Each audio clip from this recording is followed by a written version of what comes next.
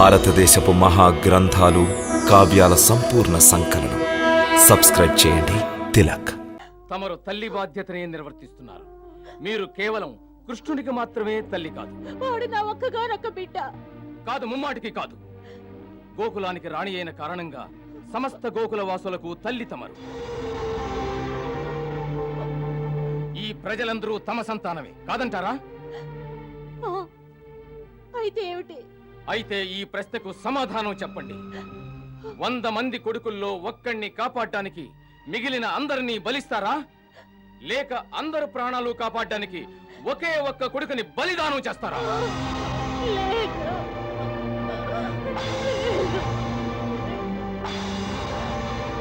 మన నీతి శాస్త్రం చెబుతున్నదేమిటంటే, క్లిష్ట పరిస్థితుల్లో ఒక కులాన్ని కాపాడడానికి ఒక మనిషిని, ఒక గ్రామాన్ని కాపాడడానికి ఒక కులాన్ని, ఒక దేశాన్ని కాపాడడానికి ఒక గ్రామాన్ని బలిదానం ఇవ్వడం తప్పు కాదు. ఆ సమయంలో అదే ధర్మం అవుతుంది.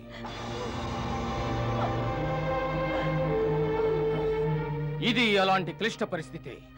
ఈ సమయంలో మనం అర్థం లేని ఆవేశంలో ఏదైనా అవకతవకగా నడుచుకునే పొరపాటు చేస్తే దాని పరిణామం ఎలా ఉంటుందన్నది ఈ నందరాజు గారు చాలా బాగా ఎరుగుతురు. వదిన గారు, ఆ పర్వతం మీద నుంచి చూడండి. కంసుని సైనికులు కనుచూపు మేర అన్ని వైపుల నుంచి గోకులం చుట్టూ ఎలా ఆవరించి ఉన్నారు. ఒకవేళ తమరు కృష్ణుణ్ణి కాపాడే ప్రయత్నమే కనుక తలపెడితే కంసుని సైనికులు అడవి దున్నల వలె గోకుల వాసులపై విరుచుకుపడతారు. ఆపై గోకులంలోని ప్రతి బాలుడు కంసుని సైనికుల కరవాలాలకు బలి అవడం నిశ్చయం. అందుకే మీ బాధ్యతను విస్మరించకండి. మీ బాధ్యతను. ఏమిటి నాకు ఈ దురవస్థ?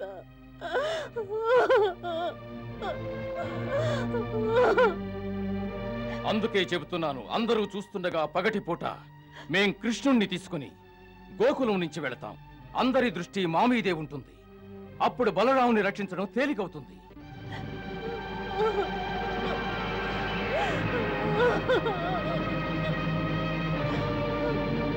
గుప్తచారులు సంచరిస్తూ ఉంటారు. అందువలన అసలు ఏమీ జరగనట్లే ప్రవర్తించవలసి ఉంటుంది. ఎలా ఉండాలంటే, కృష్ణుని ప్రయాణానికి ఏర్పాట్లు జరుగుతున్నట్టుండాలి. జనులతో ఏం చెప్పాలంటే, కృష్ణుడు మధురలో ఉత్సవం చూడ్డానికి అక్రూరుని వెంట వెళుతున్నాడని. కృష్ణుడికి బలరాముడికి ఎట్టి పరిస్థితుల్లోనూ తెలియకూడదు. వాళ్ళు చిన్నతనం వలన బెదిరిపోతారు. ఇంత కఠినంగా ఎలా మాట్లాడుతున్నారు? ఎలా? ఇలా మాట్లాడేందుకు తమ స్వరం ఎదురు తిరగడం లేదా? హృదయం బద్దలు కావడం లేదా? నా బిడ్డను తీసుకువెళ్ళి మృత్యుముఖంలో విసిరేయాలని చూస్తున్నారు. గుండె రగులుతూ ఉంటే ధైర్యంగా ఎలా ఉండగలను? ఈ రాజభక్తుడు అక్రూరుని గురించి తమరు ఇలా ఊహించారా? ఎలా ఊహించారు అతడు తమ రాజకుమారుడు కృష్ణుణ్ణి స్వయంగా తన చేతులతో మృత్యుముఖానికి విసిరాస్తాడని?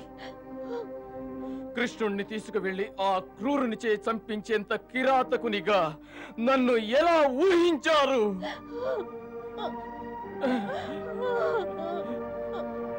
లేదు వదిన గారు, లేదు.